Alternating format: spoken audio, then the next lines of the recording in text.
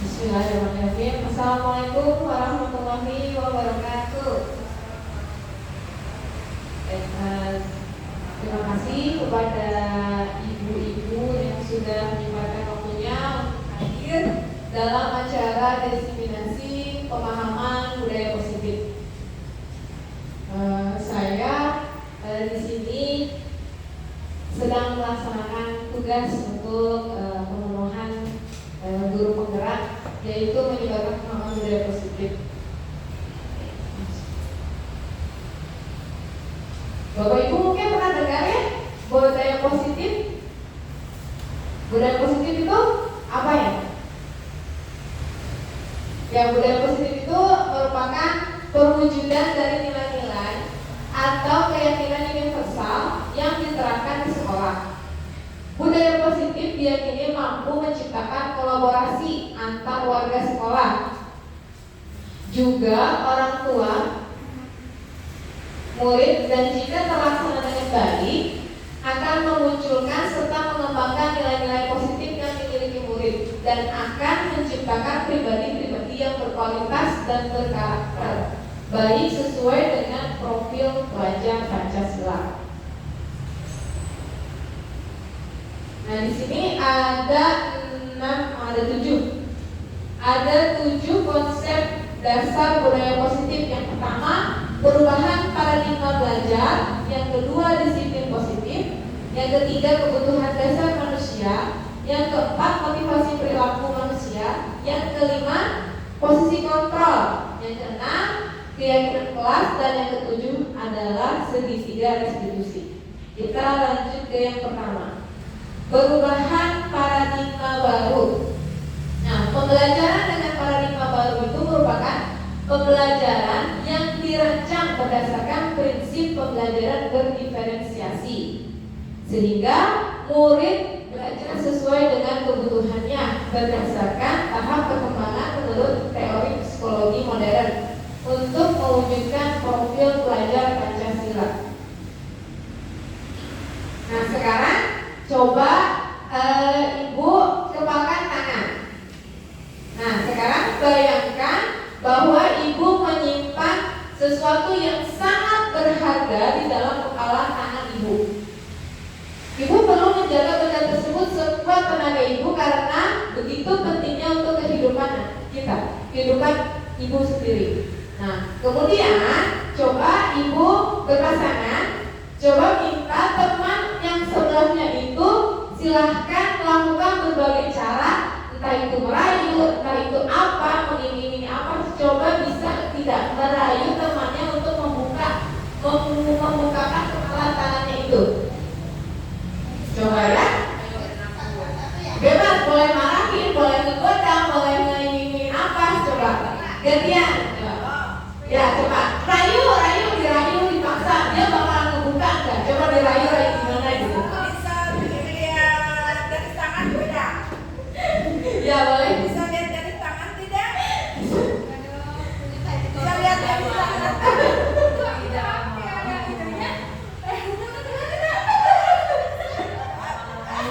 bisa ya. Pertanyaannya sekarang, apakah Anda atau apakah ibu ataupun teman ibu pasangan tadi membuka kepalanya? Tidak. Nah, mengapa? Apakah alasan untuk orang tersebut tidak membuka kepala tangannya? Yang kedua, apakah Anda atau dia menutup kepala tangan Anda? Mengapa? Nah, jadi segala sesuatunya itu pasti punya alasannya. Kenapa seseorang tidak mau membukakan, entah itu dengan rayuan, nanti aku kasih uangnya 10 juta. Ada yang membuka, ada yang tidak membuka. Nah, hal itu tuh tergantung dari kebutuhan dasar orang itu tersebut. Dia mau membukakan tangan itu atas dasar alasannya apa? Kalau yang di dalamnya lebih kecil dari Nah, kalau misalkan ternyata yang di genggamannya itu ternyata menurut dia nilainya lebih kecil dibanding uang 10 juta, mungkin dia akan membutuhkan tangannya. Tapi kalau misalkan kepala yang ada di tangannya itu lebih besar dari segala apapun, dia tidak akan membuka kepala tangannya itu.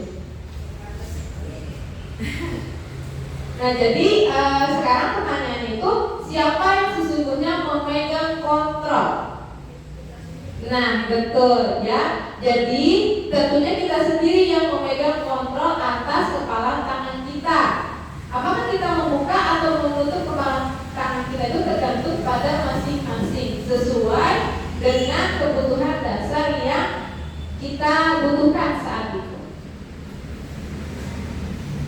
Nah, sekarang merubah paradigma stimulus respon. Di sini untuk stimulus respon realitas itu kebutuhan kita sama, teori kontrolnya. Yang tadinya kita punya pemikiran kebutuhan kita tuh sama, misalnya sekolah itu belajar. Tapi menurut teori kontrol realita itu kita tuh berbeda dari setiap orang, berbeda dari setiap anak itu pasti beda. Nah, kemudian semua orang melihat hal yang sama. Nah, untuk teori kontrolnya itu setiap orang itu pasti memiliki gambaran yang berbeda. Yang berikutnya adalah orang lain bisa mengontrol saya.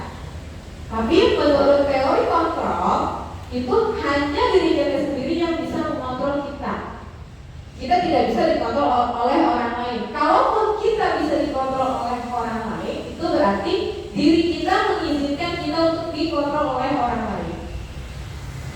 Ada pemaksaan atau saat bujukan seperti kayak tadi, Bu Dea merayu Bu Heni, menggunakan ini.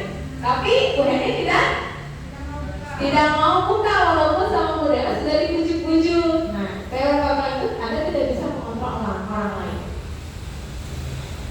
Nah, selanjutnya ada miskonsepsi tentang teori kontrol.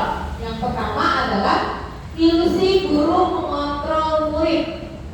Yang kedua, ilusi bahwa semua penguatan positif efektif dan bermanfaat. Yang ketiga adalah ilusi bahwa kritik dan membuat rasa bersalah mampu menguatkan karakter. Yang keempat adalah ilusi bahwa orang dewasa itu berhak untuk memaksa. Nah, ilusi guru untuk mengontrol murid itu pada dasarnya kita tidak dapat memaksa murid ya. Misalkan kalau murid nggak mau tuh yang seharusnya itu kita tidak bisa memaksa murid untuk berbuat sesuatu kalau murid tersebut itu memilih untuk tidak melakukannya. Misalkan di kelas ada anak yang nggak mau nulis, sama kita dipaksa. Tapi ketika kita paksa anak itu tidak mau nulis, tentunya pasti tidak akan mau nulis. Kalaupun dia mau nulis, berarti dia mengizinkan dirinya untuk dikontrol oleh guru. Nah, walaupun tampaknya guru itu sedang mengontrol perilaku murid, hal demikian terjadi karena murid mengizinkan dirinya untuk dikontrol. Saat itu bentuk kontrol guru menjadi kebutuhan dasar yang dipilih murid. Nah, yang kedua adalah ilusi bahwa semua penguatan positif efektif dan bermanfaat. Nah, yang di sini itu maksudnya segala usaha untuk mengaruhi murid, seperti misalkan dirayu, dibujuk. Nah, misalkan dibujuk dengan penguatan positif dan bermanfaat. Kita berpikir kalau kita bisa ngerayu anak pasti mau. Nah, itu tuh kalaupun misalkan anak mau nih dengan kita bujuk kakak, pasti dia itu punya alasannya tersendiri. Dari 5 kebutuhan itu nanti hal apa sih yang dia inginkan? Nanti kita lanjut di materi berikutnya. Yang ketiga adalah ilusi bahwa semua penguatan. Yang ketiga adalah bahwa kritik dan membuat orang merasa bersalah itu dapat menguatkan karakter. Nah, kalau ini mah misalnya misalkan ada anak misalkan lagi di kelas nih nggak mau belajar, ayo dikerjain, nanti ibu dimarahin sama kepala sekolah.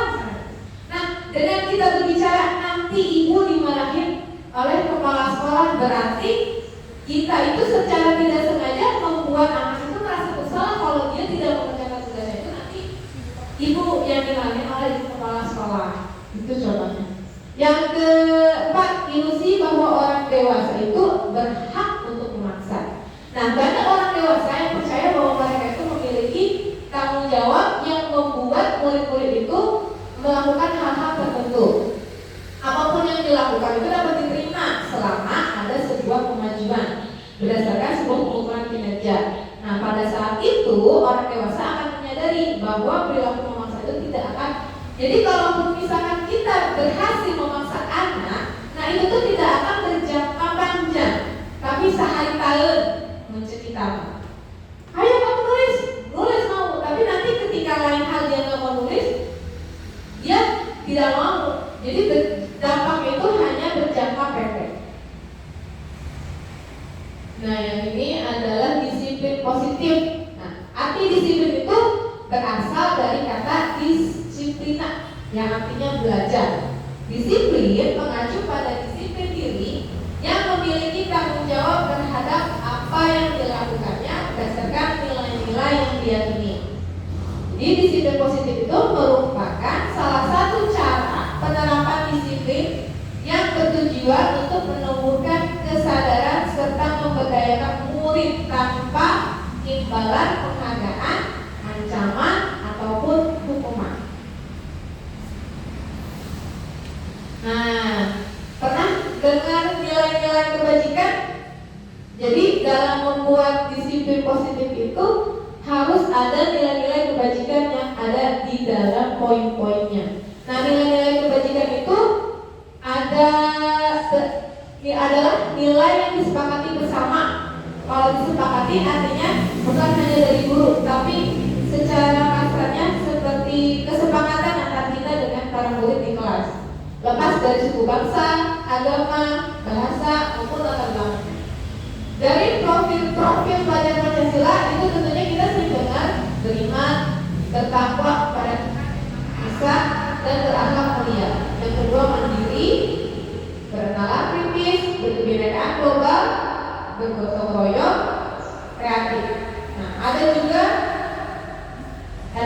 dari IBO Primary Years Program. Itu nilai kebajikannya itu contohnya toleransi, rasa hormat, mandiri, integritas, menghargai, komitmen.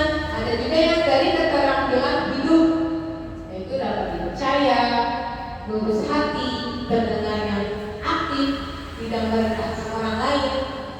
Itu contoh nilai kebajikan. Nah, sekarang kita ke kebutuhan dasar manusia. Kebutuhan dasar manusia itu adalah segala sesuatu yang kita lakukan untuk mendapatkan apa yang kita inginkan. Seluruh tindakan yang kita lakukan itu pasti memiliki tujuan tertentu.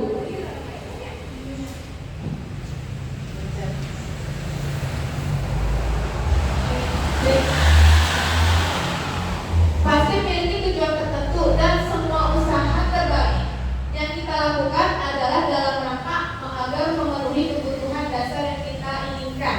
Seperti contoh yang tadi, anak setiap kelas itu pasti kan ada anak yang entah itu telat, entah itu dia hiperaktif nyari perhatian. Nah, anak-anak yang seperti itu dia pasti punya alasan tersendiri kenapa dia melakukan hal-hal seperti itu. Nah, ini ada 5 kebutuhan dasar manusia. Yang pertama, bertahan hidup. Yang kedua, kasih sayang dan rasa diterima. Yang ketiga, penguasaan. Keempat, kebebasan. Dan yang kelima adalah kesenangan. Bertahan hidup itu contohnya makanan, pakaian, tempat tinggal, keamanan, kesehatan. Nah, contoh misalkan ada anak kayak ada ngamen. Nah, itu anak itu melakukan hal tersebut itu bukan atas dasar karena ASN sengaja. Itu karena memang salah satu ngamen itu adalah salah satu cara dia untuk memenuhi kebutuhan dasarnya. Contoh untuk makanan. Kemudian keamanan, misalkan ada anak yang berbuat kasus nih, ketika ditanya dia itu tidak mau menjawab dengan jujur. Nah, anak tersebut melakukan bohong seperti itu pasti ada alasannya. Salah satunya misalkan dia tidak mau jujur karena dia itu takut misalkan diancam oleh temannya supaya dia aman misalkan. Itu contohnya dari bertahan hidup. Yang kedua, kasih sayang dan rasa diterima. Nah, contohnya rasa diterima, dipedulikan, berbagi, kerjasama, menjadi bagian dalam kelompok. Dan penguasaan itu contohnya harga diri, keinginan untuk diakui. Nah, jadi setiap orang itu pasti memiliki rasa untuk diakui.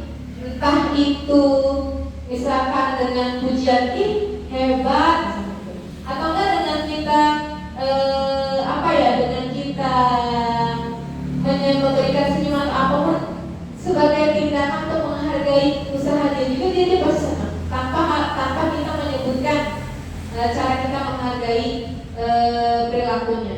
Berprestasi kemudian didengar. Yang kebebasan contohnya mandiri, memiliki pilihan, mencoba hal baru, mampu mengendalikan arah dirinya. Dan yang terakhir, dalam kesenangan itu contohnya bermain, humor, antusiasme, ketawa. Di kelas itu pasti ada anak yang suka lari-lari. Nah, berarti dia itu berlari-lari itu karena untuk memenuhi kebutuhan dasar manusianya dari kesenangan. Jadi kalau misalkan ada anak-anak yang bermasalah di kelasnya, nah pasti di antara mereka itu ada kebutuhan dasar hidupnya yang sedang mereka penuhi. Jadi bukan tanpa sebab. Iya. Nah, sekarang motivasi perilaku manusia ada 3. Yang pertama untuk menghindari hukuman atau ketidaknyamanan. Yang kedua untuk mendapatkan imbalan atau penghargaan dari orang lain. Yang ketiga untuk menjadi orang yang mereka inginkan dan menghargai diri sendiri dengan nilai-nilai yang mereka percaya. Nah, kalau ini mah pasti sering banget ya di kelas, misalkan untuk menghindari hukuman atau ketidaknyamanan. Misalkan dia itu sebenarnya gak suka matematika misalkan. Tapi dia mau gak mau harus mengerjakan tugas matematika. Supaya apa? Untuk menghindari hukuman. Kalau ini untuk mendapatkan imbalan, yang tadinya misalkan, ayo siapa yang mau maju ke depan nanti ibu kasih uang 100.000 misalkan. Nah, yang tadinya anak itu gak mau, ketika dia mendengar, nanti aku maju dapat 200.000, akhirnya dia maju. Nah, perilaku anak yang seperti itu adalah karena untuk mendapatkan imbalan atau penghargaan lainnya dari orang lain.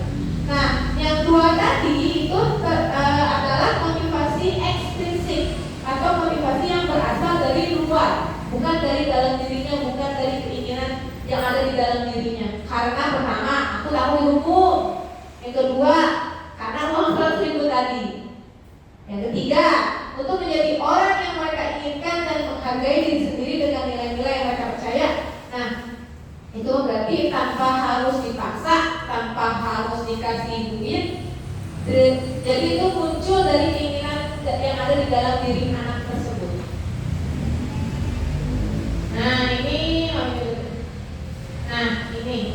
hukuman, konsekuensi, restitusi. Hukuman itu tidak terencana. Murid itu tidak tahu apa yang akan terjadi, bersifat satu arah, bersifat berupa hukuman fisik. Konsekuensi yang ini termasuk terencana atau disepakati sesuai peraturan. Ini posisi kontrol ya, posisi kontrol. Yang kedua, murid tetap dibuat tidak nyaman. Sikap guru selalu monitor murid.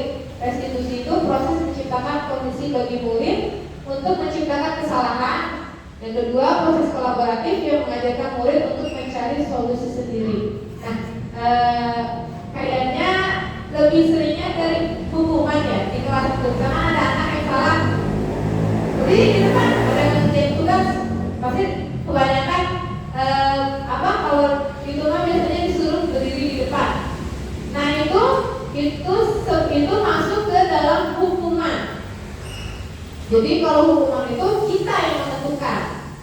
Kalau konsekuensinya itu berarti berasal dari kesepakatan yang sudah diyakini. Kemudian mereka itu tahu gitu akibat dari kesepakatan yang tidak mereka patuhi. Yang ketiga adalah restitusi. Nah, restitusi ini menciptakan kondisi bagi murid untuk memperbaiki masalahnya sendiri. Ada 5 posisi kontrol guru. Yang pertama pemukul, pembuat merasa bersalah, teman, pemantau, dan manajer. Nah, contoh penerapan 5 posisi kontrol kasusnya itu siswa tidak memakai atribut lengkap saat upacara bendera. Nah, kalau posisi kontrol sebagai pemukul, pisahin anaknya dari barisan, hormat kamu selama 1 jam. Itu berarti hukuman. Kalau membuat rasa bersalah, dia pasti nanya, berapa kali ibu atau bapak harus beritahu kamu selalu saja mengecewakan ibu. Dari kalimat ini, mana kata yang menandakan bahwa pembuat rasa bersalah? Iya, yang mengecewakan. Jadi anak itu merasa bahwa apa yang dia lakukan itu bikin kecewa. Nah, itu yang menjadi rasa bersalahnya anak. Kemudian yang berikutnya masih kasus yang sama. Kalau posisi kontrol gurunya sebagai teman, ayo dong ikut aturan sekolah, tolong bantu ibu atau bapak ya sekali ini aja. Ya sudah, tidak apa-apa. Lain kali jangan sampai berbuat seperti ini lagi ya. Jadi nada bicara kita, terus kalimat yang kita ucapkan itu seperti ke temannya sendiri. Itu contohnya dari posisi kontrol sebagai teman. Yang berikutnya adalah pemantau. Kalau pemantau itu kamu sudah melanggar peraturan sekolah, kamu tahu kan konsekuensinya. Setelah upacara kamu beli atributnya ya ke koperasi dan jangan diulangi lagi. Nah, kalau di sini ini tidak menyalahkan, tidak menghukum, artinya ketika tahu dia peraturan seperti itu dan konsekuensinya seperti itu, kita hanya mengingatkannya saja. Mengingatkan, oh iya kalau misalkan kita tidak pakai atribut, kita ingetin kalau kamu itu konsekuensi tidak memakai atribut itu, berarti kamu harus apa? Itu sebagai pemantau. Yang kelima itu sebagai manajer. Nah, sebagai manajer itu contohnya, apa kamu tahu kesalahan kamu? Kira-kira bagaimana kamu memperbaikinya? Jadi kalau sebagai manajer itu kita yang menawarkan solusi ke anak, kita itu menanyakan kira-kira apa sih? Gimana harus solusinya? Jadi anak yang memberikan solusi bukan kita. Nah, coba sekarang ini posisi kontrol, apakah aku? Kira-kira apa ya? Saya kecewa sekali dengan kamu. Iya betul, pemberi merasa bersalah. Nah, kalau ini ke manajer. Ini satu lagi. Iya betul. Ayolah lakukan demi ibu bapak ya. Nah, jadi kalau misalkan kita mau mendekati anak yang sedang bermasalah itu, tinggal pilih ibu mau sebagai posisi kontrol yang mana? Sebagai pemukul. Kalau sebagai pemukul berarti ibu langsung memberikan hukuman tanpa memikirkan hal lain. Kalau sebagai teman berarti kalimat yang kita ucapkan kepada anak itu harus seperti temannya. Kalau misalkan sebagai pemantau berarti konsekuensi dari tindakan yang dia lakukan. Kalau sebagai sebagai manajer, kita menawarkan kepada anak tersebut bagaimana solusi. Sekarang kita ke keyakinan kelas. Kenapa sih keyakinan? Kenapa bukan peraturan? Kira-kira keyakinan dengan peraturan itu sama atau beda? Sama atau beda? Bedanya apa?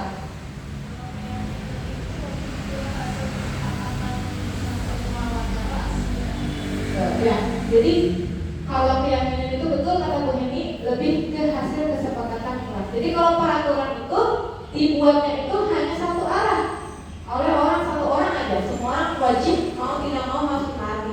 Tapi kalau keyakinan itu atas kesepakatan antara kita dengan murid atau antara kita dengan guru-guru.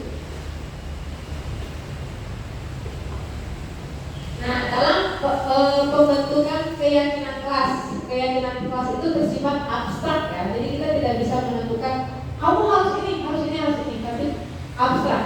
Kedua, berupa pernyataan universal, menyeluruh, tidak harus tentang belajar. Misalnya juga tentang menghargai yang lain, misalkan berbicara kasar atau apa, terus dibuat dalam pernyataan positif. Nah, dan ketika membuat keyakinan kelas itu hindari kata negatif, atau misalkan yang tadinya tidak mengganggu teman sedang belajar. Nah, tidak mengganggu teman sedang belajar itu kan kalimat negatif, diubah menjadi kalimat positif. Misalkan kalau tidak mengganggu berarti artinya kita nilai kebajikan apa? Menghargai, berarti menghargai teman yang sedang belajar. Jadi dalam pembuatan keyakinan kelas itu hindari atau tidak boleh ada pernyataan negatif, harus menggunakan pernyataan positif. Ya, jangan, tidak, dilarang, nggak boleh. Nah, kemudian sedikit aja, jadi nggak usah banyak-banyak, nggak boleh harus ada 20 nggak, 5 juga nggak apa-apa, yang penting sudah mencakup semuanya. Sesuai dengan kondisi kelas dan sekolah sehingga mudah diterapkan. Nah, kalau kesepakatan setiap kelas itu kan pasti beda-beda ya, jadi itu disesuaikan dengan kondisi kelasnya masing-masing. Yang terakhir, semua warga sekolah atau warga kelas dilibatkan dalam membuat keyakinan kelas. Kayak misalkan di kelas, ibu pasti udah pernah ya bikin keyakinan kelas. Itu kan pasti kita nanya nih, kira-kira anak-anak mau membuat kesepakatan seperti apa? Pasti kan dilibatkan juga. Ini contohnya, kalau ini contohnya pakai kertas post-it. Nah, sekarang kita ke segitiga restitusi. Segitiga restitusi itu adalah suatu proses dialog yang dijalankan oleh guru agar dapat menghasilkan murid yang mandiri dan bertanggung jawab. Pernah dengar segitiga restitusi? Kalau di PMM pasti ada. Ya, betul. Nah, segitiga restitusi itu ada tiga ya di sini. Pertama, menstabilkan identitas. Yang kedua, validasi tindakan yang salah. Yang ketiga, menanyakan keyakinan. Nah, untuk yang pertama, menstabilkan identitas. Nah, berdasarkan prinsip membuat kesalahan adalah bagian dari proses pembelajaran. Contoh kalimat yang diucapkan ketika ada anak yang berbuat salah, kita harus menstabilkan identitas terlebih dahulu. Contohnya, berbuat salah itu wajar. Jadi nggak langsung marahin anak. Terus tidak ada manusia yang sempurna. Jadi kita stabilin dulu nih identitas. Oh, bahwa kalau berbuat salah itu tidak apa-apa, wajar. Ibu juga pernah berbuat salah. Ibu, bapak juga pernah melakukan itu. Ibu atau bapak tidak mau mencari siapa yang salah, tapi ibu atau bapak ingin mencari solusi dari permasalahan ini. Berikutnya, kamu berhak merasa seperti itu. Jadi kita tidak boleh langsung memarahi anak. Nah, kemudian validasi tindakan yang salah. Berdasarkan prinsip setiap perilaku berupaya memenuhi sesuatu kebutuhan dasar tadi yang lima. Contohnya, kamu pasti punya alasan mengapa melakukan hal itu. Padahal kamu bisa melakukan yang lebih buruk dari ini ya. Kamu patut bangga karena telah melindungi sesuatu yang penting buat. Kamu melakukannya karena mempertahankan sesuatu yang penting bagimu. Jadi mau anak reksa pada rumah oke pasti punya alasan. Nah, itu kita tidak bisa menyalahkan anak tersebut karena anak melakukan seperti itu pasti ada kebutuhan yang sedang mereka cari. Menanyakan keyakinan. Berdasarkan prinsip teori kontrol bahwa pada dasarnya kita termotivasi secara intrinsik. Intrinsik itu berarti motivasi yang ada dalam dirinya. Contohnya, apa keyakinan kelas kita? Nilai-nilai apa yang telah disepakati bersama? Seperti apa gambaran sebuah kelas yang ideal menurut kamu? Kamu ingin menjadi orang yang seperti apa? Misalkan ada anak yang suka terlambat ke kelas, ke sekolah. Nah, ketika misalkan dia sudah ada sebulan itu 4 kali, kita coba panggil anak itu. Datang, kemudian nanya kabarnya sehat, tanya menstabilkan identitasnya dulu. Jiran misalkan atau enggak